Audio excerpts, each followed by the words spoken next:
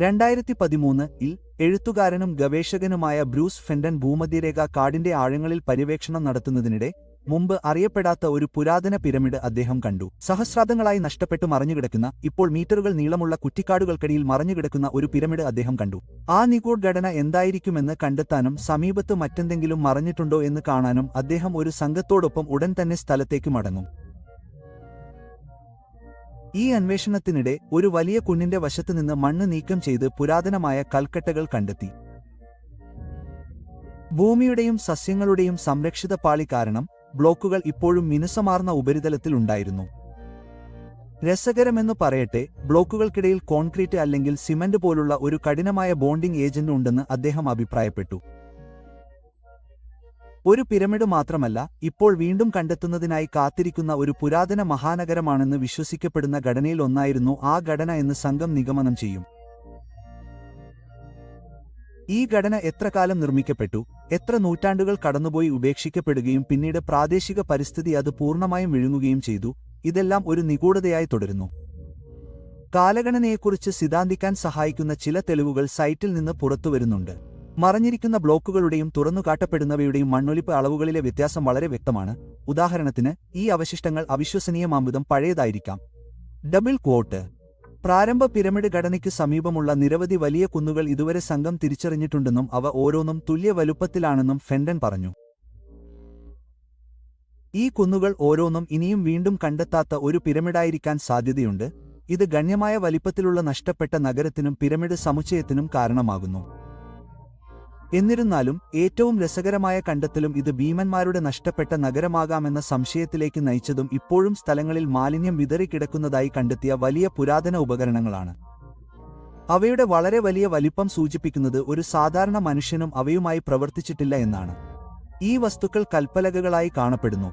അവയിൽ പലതും ഒരു സാധാരണ വലിപ്പമുള്ള മനുഷ്യന് ഉപയോഗിക്കാൻ വളരെ ബുദ്ധിമുട്ടായിരിക്കും.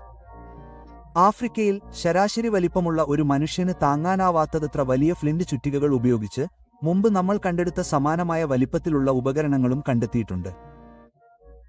ഈ സ്ഥലം ഭീമന്മാരുടെ നഷ്ടപ്പെട്ട നഗരമാണെന്ന് ഈ ഉപകരണങ്ങൾ സൂചിപ്പിക്കുന്നുണ്ടോ? സാധ്യത വളരെ ആകർഷകമാണെന്ന് ഞങ്ങൾ കരുതുന്നു. ഞങ്ങൾ നിങ്ങളെ അറിയിക്കുന്നത് തുടരും.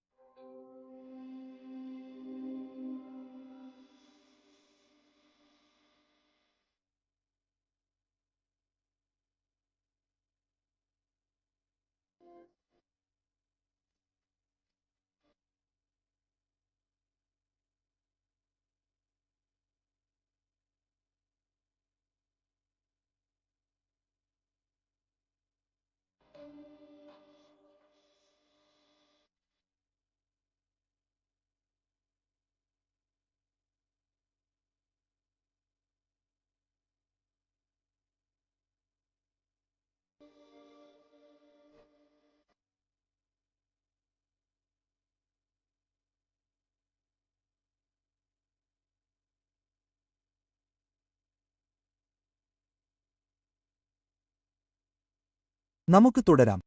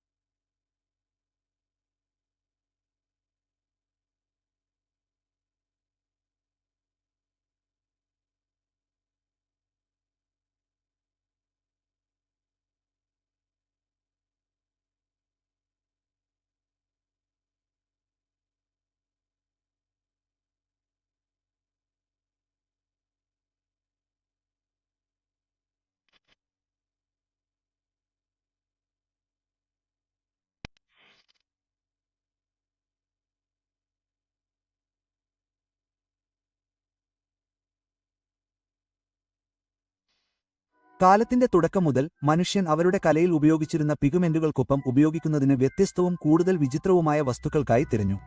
പതിനായിരക്കണക്കിന് വർഷങ്ങൾക്കു മുമ്പുള്ള ലളിതമായ ഗുഹാചിത്രങ്ങൾ മുതൽ നവോത്ഥാനകാലത്തെ യജമാനന്മാരിൽ നിന്ന് കണ്ട പൂർണ്ണത വരെ നമ്മുടെ അടുത്ത പുരാവസ്തുവിനെ പോലെ രസകരമായ മറ്റൊന്നും ഉണ്ടായിട്ടില്ല. ഹാൻ പർപ്പിൾ എന്നറിയപ്പെടുന്ന ഇത് 3000 വർഷം പഴക്കമുള്ള അവശിഷ്ടങ്ങളിൽ കണ്ടെത്തിയിട്ടുണ്ട്. ചുവർചിത്രങ്ങളിലും ടെറാക്കോട്ട യോദ്ധാക്കളിലും സെറാമിക്സിലും ലോഹവസ്തുക്കളിലും ആഭരണങ്ങളിലും ഉപയോഗിച്ചിരുന്ന പിഗ്മെന്റ് പല പുരാതന ചൈനീസ് കലകളിലും ഇടം നേടി. അതിശയകരമെന്നു പറയട്ടെ, ഈ കൗതുകകരമായ പിഗ്മെന്റ് ഒരു സാങ്കേതിക അത്ഭുതമാണ്. കൃത്യമായ അനുപാതത്തിൽ നിരവധി വ്യത്യസ്ത വസ്തുക്കൾ ഉപയോഗിച്ച് ഇത്രയും സങ്കീർണമായ ഒരു പ്രക്രിയയിലൂടെ നിർമ്മിച്ച ഒരു പ്രഹേളികയായിരുന്നു അത്. തുടർന്ന് മിശ്രിതങ്ങളെ അവിശ്വസനീയമായ താപനിലയിലേക്ക് ചൂടാക്കുന്നു. ബ്രിട്ടീഷ് മ്യൂസിയത്തിലെ ഗവേഷകർ കണ്ടെത്തിയത് LED പ്രകാശ സ്രോതസ്സിലേക്ക് പിഗ്മെന്റ് എത്തുമ്പോൾ ഹാൻ പർപ്പിൾ പിഗ്മെന്റ് നിയർ ഇൻഫ്രാറെഡിൽ ശക്തമായ ഒരു പ്രകാശകിരണം പുറപ്പെടുവിക്കുമെന്നാണ്. അനലിറ്റിക്കൽ ആൻഡ് ബയോഅനലിറ്റിക്കൽ കെമിസ്ട്രി എന്ന ജേണലിൽ പ്രസിദ്ധീകരിച്ച അവരുടെ പഠനമനുസരിച്ച് ശരിയായ സാഹചര്യങ്ങളിൽ ഹാൻ പർപ്പിൾ പിഗ്മെന്റുകൾ അമ്പരപ്പിക്കുന്ന വ്യക്തതയോടെ ദൃശ്യമാകുന്നു. അതായത് നഗ്നനേത്രങ്ങൾക്ക് അദൃശ്യമായ നിറത്തിന്റെ നേരിയ അടയാളങ്ങൾ പോലും ഇൻഫ്രാറെഡ് സെൻസറുകൾ ഉപയോഗിച്ച് കാണാൻ കഴിയും. സങ്കീർണമായ പ്രയോഗങ്ങൾക്കായി വ്യക്തമായി വികസിപ്പിച്ചെടുത്ത ഒരു സങ്കീർണ പിഗ്മെന്റ്. പുരാതന കാലത്ത് കാണപ്പെടുന്ന പ്രകൃതിദത്ത ചായങ്ങളായ ജൈവ സംയുക്തങ്ങളിൽ നിന്ന് വ്യത്യസ്തമായി ഹാൻ പർപ്പിൾ അജൈവ വസ്തുക്കളിൽ നിന്ന് നിർമ്മിച്ച ഒരു സിന്തറ്റിക് പിഗ്മെന്റാണ്. സ്മിത്സോണിയനിലെ കൺസർവേറ്ററായ ശാസ്ത്രജ്ഞ എലിസബത്ത് ഫിറ്റ്സ് ഹ്യൂ ആണ് ഹാൻ പർപ്പിൾ നിർമ്മിക്കുന്ന സങ്കീർണമായ സിന്തറ്റിക് സംയുക്തം ആദ്യമായി തിരിച്ചറിഞ്ഞത്. അതിൽ ഒരു ബേറിയം കോപ്പർ സിലിക്കേറ്റ് ഉൾപ്പെടുന്നു. ഈ പുരാതന ആളുകൾ എങ്ങനെയാണ് അത്തരം അറിവ് നേടിയത് എന്നത് വ്യക്തമായും ഉത്തരം നൽകേണ്ട ഒരു ചോദ്യമാണ്.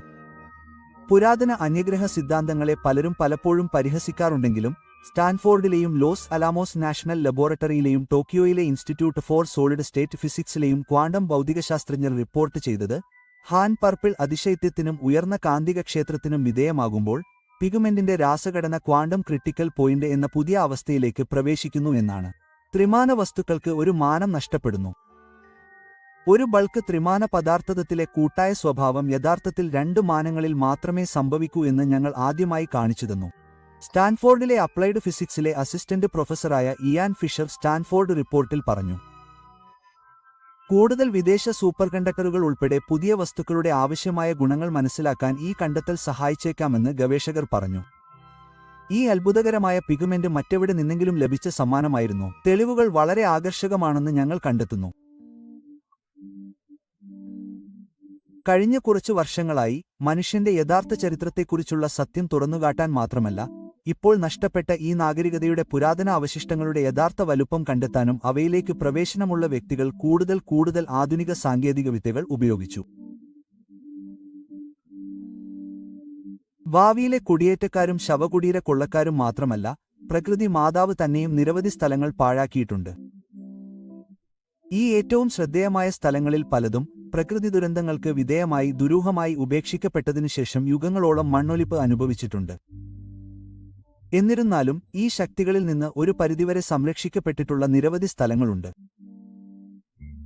സസ്യജാലങ്ങൾക്ക് വിനാശകരമായ ഫലമുണ്ടാക്കാൻ കഴിയുമെങ്കിലും ഈ സ്ഥലങ്ങളുടെ മെഗാലിത്തിക് അടിത്തറകളെ പിഴുതെറിയാൻ കഴിയുമെങ്കിലും ഈ ഘടനകളുടെ യഥാർത്ഥ കാൽപ്പാടുകളും ഒരിക്കൽ നഷ്ടപ്പെട്ട ഈ വാസസ്ഥലങ്ങളുടെ മൊത്തത്തിലുള്ള വലുപ്പവും കഴിഞ്ഞ കുറച്ചു വർഷങ്ങളായി കണ്ടെത്തിയതിൽ വെച്ച് ഏറ്റവും അവിശ്വസനീയമായ ഒന്ന് ഉപയോഗിച്ച് ആധുനിക നുഴഞ്ഞുകയറ്റ റഡാറിലൂടെ ഇപ്പോഴും കാണാൻ കഴിയും. നിസ്സംശയമായും ഗ്വാട്ടിമാലയിലെ ഇടതൂർന്ന വനങ്ങൾക്കിടയിൽ മറഞ്ഞിരിക്കുന്ന മെഗാ മെട്രോപോളിസ്. ഈ ഭൂപ്രകൃതിയിൽ ചില ക്ലിയറിംഗുകൾ ഒഴിവാക്കപ്പെട്ടിട്ടുണ്ടെങ്കിലും മരങ്ങളുടെ ശ്വാസമുട്ടൽ എങ്ങനെയോ ഒഴിവാക്കിയെങ്കിലും വ്യത്യസ്ത ആവാസ കേന്ദ്രങ്ങളായി വളരെക്കാലമായി വാദിക്കപ്പെട്ട ഈ സ്ഥലങ്ങൾ യഥാർത്ഥത്തിൽ ഒരുകാലത്ത് ഒരേ ഭീമാകാരമായ നഗരത്തിന്റെ ഭാഗമായിരുന്നുവെന്ന് കണ്ടെത്തി. സങ്കൽപ്പിക്കാനാവാത്ത വലിപ്പവും സങ്കീർണതയുമുള്ള ഒന്ന്.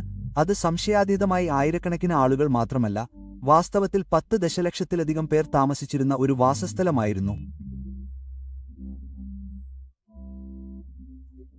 എന്നിരുന്നാലും ഈ യാഥാർത്ഥ്യം മനുഷ്യരാശിയുടെ വളരെ വലുതും ഇപ്പോൾ മറഞ്ഞിരിക്കുന്നതും വ്യാപകമായി അവഗണിക്കപ്പെട്ടതുമായ ഒരു ചരിത്രവുമായി ബന്ധപ്പെട്ട നമ്മുടെ സ്വന്തം വിശ്വാസങ്ങളെ സംബന്ധിച്ചിടത്തോളം ഒരു ബോധ്യപ്പെടുത്തുന്നതും പിന്തുണയ്ക്കുന്നതുമായ വസ്തുതയാണെങ്കിലും ഈ പുരാതന സ്ഥലത്തിന്റെ സവിശേഷതകൾ ഇപ്പോഴും ലോകജനസംഖ്യയുടെ ഭൂരിഭാഗത്തിൽ നിന്നും അവഗണിക്കാനും പ്രതീക്ഷിക്കാതെ മറക്കാനും ശ്രമിക്കുന്നു.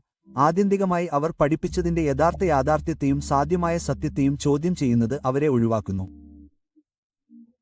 ഈ സൈറ്റുകൾക്ക് അവയെ നോക്കുന്ന എല്ലാവർക്കും നൽകാൻ കഴിയുന്ന നമ്മുടെ ചരിത്രത്തെക്കുറിച്ചുള്ള സത്യം. ഈ പ്രത്യേക മെഗാലിത്തിക് ബ്ലോക്കുകൾ എങ്ങനെയോ തലകുനിച്ചു നിന്നിരുന്നുവെങ്കിലും ഈ സൈറ്റുകളിലേക്ക് നിരവധി ഫോട്ടോഗ്രാഫിക് പര്യവേഷണങ്ങൾ നടത്തിയതിലൂടെ ഏകദേശം 100 വർഷമായി പര്യവേക്ഷണം ചെയ്യപ്പെടുകയും തുറന്നുകാട്ടപ്പെടുകയും ചെയ്തിട്ടുണ്ട്. ഈ മെഗാലിത്തിക് ബ്ലോക്കുകൾ സ്ഥലത്തുതന്നെ കല്ലുകൾ കൊണ്ട് നിർമ്മിച്ച അടയാളങ്ങളല്ല, മറിച്ച് വ്യക്തമായി കല്ലുകൾ വെട്ടിമാറ്റിയതാണെന്ന് ഇപ്പോൾ തെളിയിക്കപ്പെട്ടിട്ടുണ്ട്. ഒരിക്കൽ അവയുടെ നിലവിലെ സ്ഥാനത്തേക്ക് കൊണ്ടുപോയി യഥാർത്ഥത്തിൽ ഒരു വലിയ മെഗാ സെറ്റിൽമെന്റിനുള്ളിൽ തന്ത്രപരമായി സ്ഥാപിച്ചിരുന്നു. നമ്മുടെ സമീപകാല പൂർവികരായ മായന്മാർ അവരെ എങ്ങനെ കൊണ്ടുപോയി മുറിച്ചെടുത്തു? ഇപ്പോൾ നഷ്ടപ്പെട്ട സാങ്കേതികവിദ്യകളും വ്യക്തമായി ആവശ്യമുള്ളപ്പോൾ അവർ യഥാർത്ഥത്തിൽ ഈ നേട്ടം എങ്ങനെ നേടിയെന്ന് വ്യക്തികളെ ചോദ്യം ചെയ്യുന്നത് ഒഴിവാക്കിക്കൊണ്ട് ഈ വസ്തുതയെ അടിച്ചമർത്താൻ ശ്രമിക്കുന്നു.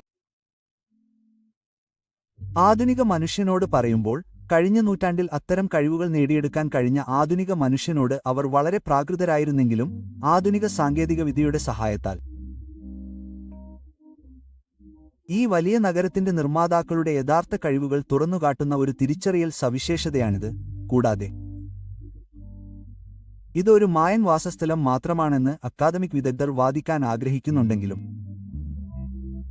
ഭൂമിയിലെ മറ്റ് നിരവധി അത്ഭുതകരമായ സ്ഥലങ്ങളെപ്പോലെ ഇതുവരെ വിശദീകരിക്കപ്പെടാത്ത പ്രഹേളികകൾ ഇവിടെയുമുണ്ട്.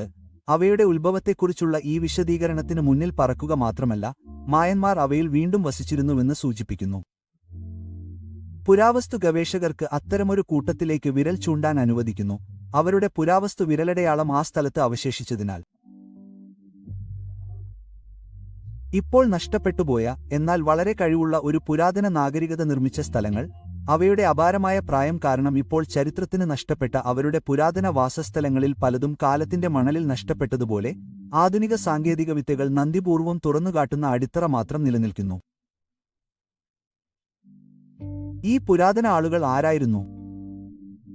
എങ്ങനെയല്ലെങ്കിൽ എന്തിനാണ് അവർ നീങ്ങി ഇപ്പോൾ നഷ്ടപ്പെട്ട ഈ വലിയ നഗരത്തിനുള്ളിൽ ഇത്രയും വലിയ നിഗൂഢമായ പുരാതന മെഗാലിത്തുകൾ മുറിച്ചുമാറ്റിയത്? ഇത് നമുക്ക് വളരെ ആകർഷകമായി തോന്നുന്ന ഒരു സ്ഥലമാണ്. ബോസ്നിയയിൽ ഡോക്ടർ സാം ഒസ്മാനാഗോട്ട് മാത്രം നടത്തിയ അത്ഭുതകരമായ കണ്ടെത്തൽ നമ്മൾ മുമ്പ് ഉൾപ്പെടുത്തിയിട്ടുണ്ട്. വളരെക്കാലമായി കരുതിയിരുന്നതും പൂർണ്ണമായും പടർന്നുകയറുകയും അവഗണിക്കപ്പെടുകയും ചെയ്ത ഒരു കുന്നായിരുന്നു ഇതെന്ന് കരുതപ്പെടുന്നു. നിരവധി നാട്ടുകാർ അതിന്റെ ചെരുവുകളിൽ പണിയുകയും കൃഷി ചെയ്യുകയും ചെയ്തു.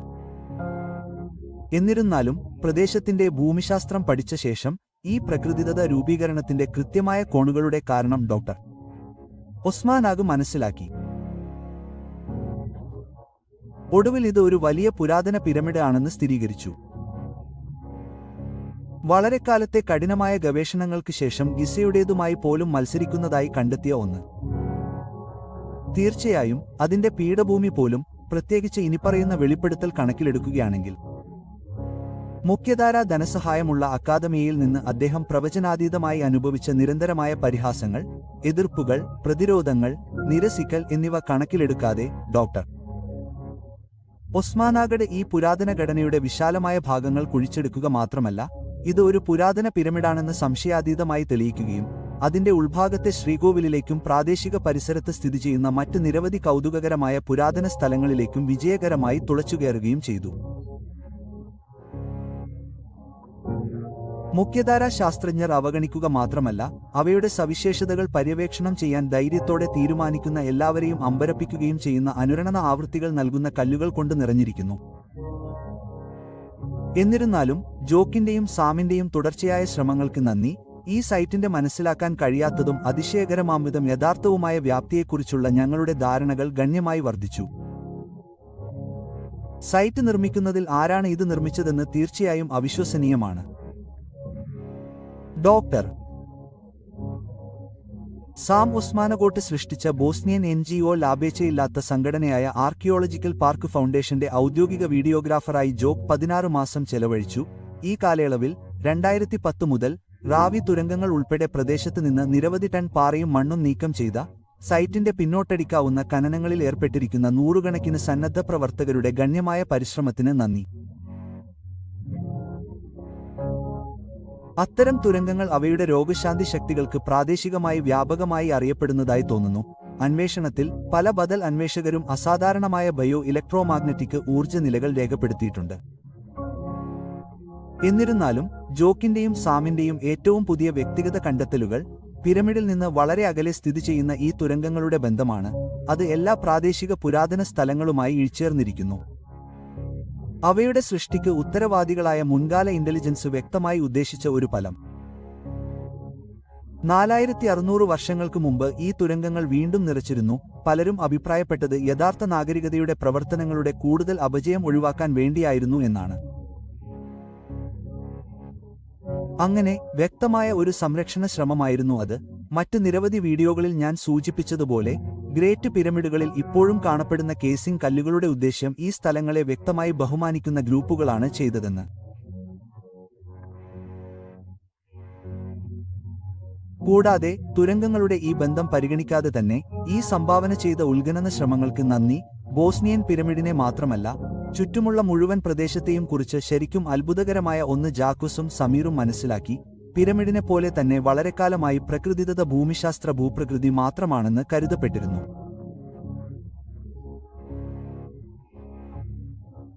എന്നിരുന്നാലും ചുറ്റുമുള്ള പ്രദേശം മുഴുവൻ മനുഷ്യനിർമ്മിതമാണെന്ന് കണ്ടെത്തിയ കൗതുകകരമായ എല്ലാ സ്ഥലങ്ങളും നിഷേധിക്കാനാവാത്തവിധം മനുഷ്യനിർമ്മിതമായിരുന്നു. മാത്രമല്ല, മുഴുവൻ ഭൂപ്രകൃതിയും കൈകൊണ്ടോ ഒരുപക്ഷെ യന്ത്രം കൊണ്ടോ കൊത്തിയെടുത്തതാണ്. മുഴുവൻ സ്ഥലത്തിലൂടെയും ഒഴുകുന്ന ഫോണിറ്റ നദി സ്ഥിരമായി ശാന്തമായി തുടരാൻ സമർത്ഥമായി രൂപകൽപ്പന ചെയ്തിരിക്കുന്നു. മനുഷ്യനിർമ്മിതവും കണ്ടെത്തിയ ഫോസിലൈസ് ചെയ്ത കല്ലുകൾ കാരണം ഈ ജലകൃത്രിമത്വം സാധ്യമാക്കുന്നു. ജോക്കിന്റെ അഭിപ്രായത്തിൽ ആയിരക്കണക്കിന് വർഷങ്ങൾക്ക് പകരം ദശലക്ഷക്കണക്കിന് വർഷങ്ങൾക്ക് മുമ്പ് ഇത് പൂർത്തിയാക്കാമായിരുന്നു. ഒരു നദി വിജയകരമായി സൃഷ്ടിച്ചു. അത് ആ സ്ഥലത്തിലൂടെ സൗമ്യമായി വളഞ്ഞുപുളഞ്ഞൊഴുകുന്നുണ്ടായിരുന്നു. ആരാണ് ബോസ്നിയൻ പീഠഭൂമി നിർമ്മിച്ചത്? ലക്ഷക്കണക്കിന് അല്ലെങ്കിൽ ഒരുപക്ഷെ ദശലക്ഷക്കണക്കിന് വർഷങ്ങൾക്ക് മുമ്പ് ആർക്കാണ് ഇത്രയും വലിയ ഭൂമിചലന ജലകൃത്രിമത്വ കഴിവുകൾ ഉണ്ടായിരുന്നത്? ഈ പ്രദേശത്തെ അന്വേഷണങ്ങൾ തുടരുമ്പോൾ ഭൂമിയിലെവിടെയും കാണാവുന്ന പുരാതന വികസിത നാഗരികതയുടെ ഏറ്റവും വലിയ, ഏറ്റവും ആകർഷകമായ തെളിവുകളുടെ മേഖലകളിൽ ഒന്നായി ഇത് പതുക്കെ വളരുകയാണ്.